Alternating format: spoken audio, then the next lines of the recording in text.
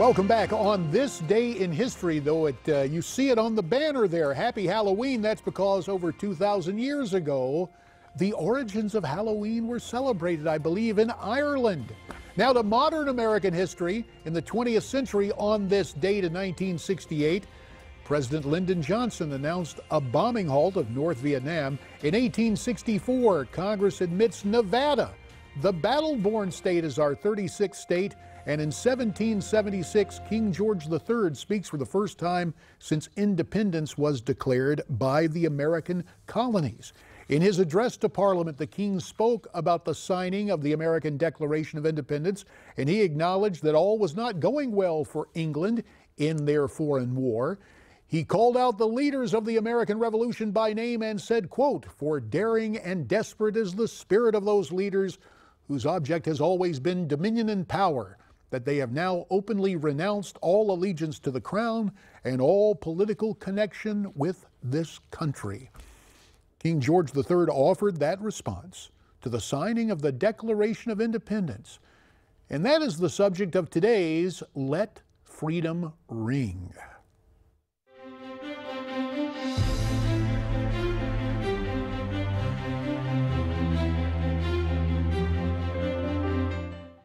In the summer of 1776, as the American Revolution intensified, a small group of men were tasked with drafting a political statement that would sever all ties with England and declare independence.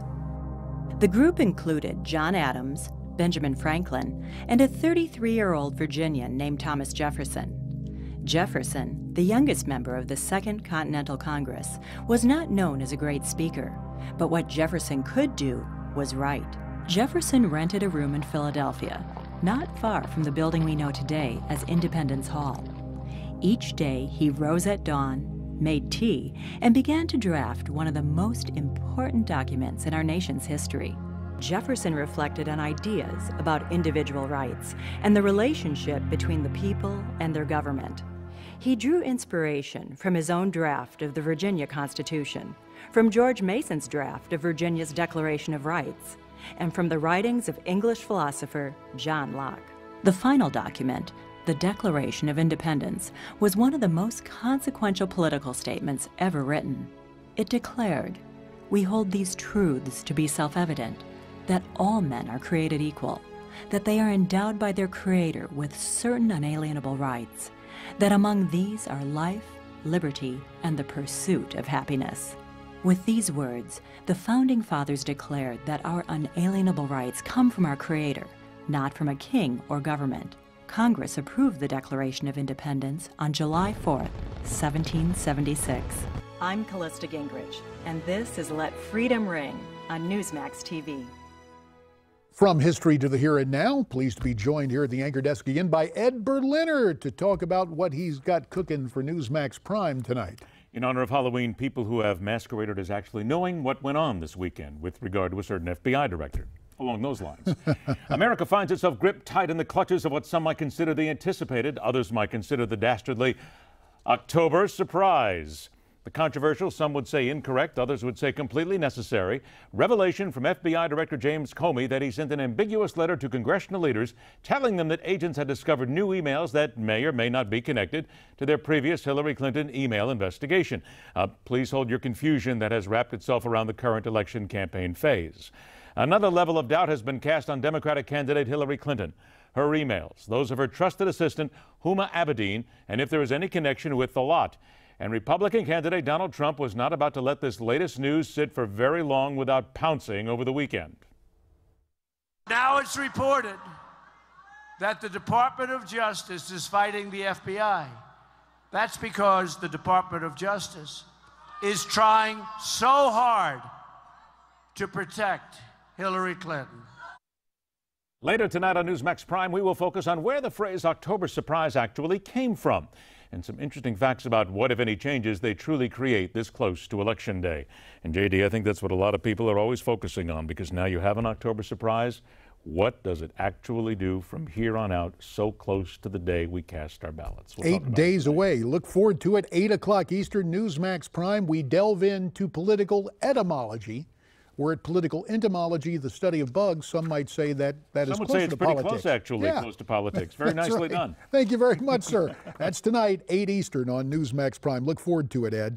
Now, before we part company and actually take a couple of more phone calls, if time permits, let's take a look back at Donald Trump on the stump from this weekend at his various campaign stops. Now the FBI has found, you're not going to believe this one, this just happened, another 650,000 emails. How do you get to 650? I think that's called the mother lode. I think they found them all. We all know about Hillary's mounting legal troubles that she has brought onto herself with her serial, willful, purposeful, and deliberate criminal conduct. So the 33,000 that she deleted and bleached, I think is going to be in the 650. But how do you have that many emails? What do you do? Sit down all day and just keep typing? They just found a lot of them. We never thought we were going to say thank you to Anthony Weiner. This is the single biggest scandal since Watergate. It was publicly reported that sources close to Hillary Clinton said, and she actually, I think, said it to the papers, that she was thinking of reappointing Attorney General Lynch. When I heard it, I found it a little bit hard to believe that she'd say that. This is what we mean when we say the system is rigged. It's rigged.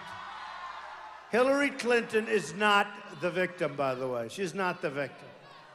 You, the American people, are the victims of this corrupt system in every way.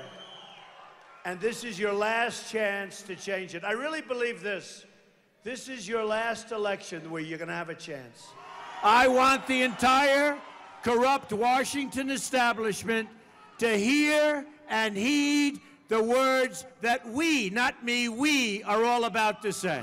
We're going to Washington, D.C., and we are going to drain the swamp. The Bay of Pigs Association, Cuban, just gave me, in Miami, the award, the great award, an unbelievable award, just 2 days ago. And they just did a big story in Florida because we're doing unbelievable. The lines are 4 blocks long. They've never seen anything like it. We're leading in the polls. We're leading in the states. This is special. You have to get out every last vote because you know the odds are stacked against us. You do know that. Get out and vote. We're going to win it so big. Donald Trump on the stump. The election, of course, 8 days away. Tonight at 8 p.m. Eastern on Newsmax Prime, Betsy McCoy and Michael Reagan, Diamond and Silk, and Mort Klein. His organization placed an ad in the New York Times dealing with perhaps an October surprise for Israel from President Obama. We'll talk about that. But right now, with the time remaining, let's go to Philadelphia to talk with John. John, welcome to America Talks Live. You got about a minute. Let's make it count. JD, thanks for having me. I'm going to go real quick. We had an attorney general in Bucks County, Pennsylvania, just went to jail for lying on the road for 1 to 2 years, not Clinton. I was a radioman during the Korean War. We had what they call a burn bag. That's where our messages went that weren't supposed to be seen. One mistake, you were gone. So when they talk about burn bag, Aberdeen, she made a text to one of the girls on the committee, get those burned papers off the front seat of the car and put them into the trunk so they're safe. She had no right having those papers, neither the girl she called. Yep. First, last, and always, it's national security. And while there is political intrigue surrounding this, John, your service in the Korean War, your past experience with sensitive information is an example for all of us. We thank you for your service, John, and we thank you for the call. And we'll have more of your calls tomorrow here on America Talks Live at 1 o'clock Eastern. Once again, an invitation for you to join me tonight on Newsmax Prime. Obviously, Ed Berliner with a bit of political etymology, the root of the term October surprise, and maybe some more surprises. 8 Eastern on Newsmax Prime. Until then, thanks for watching.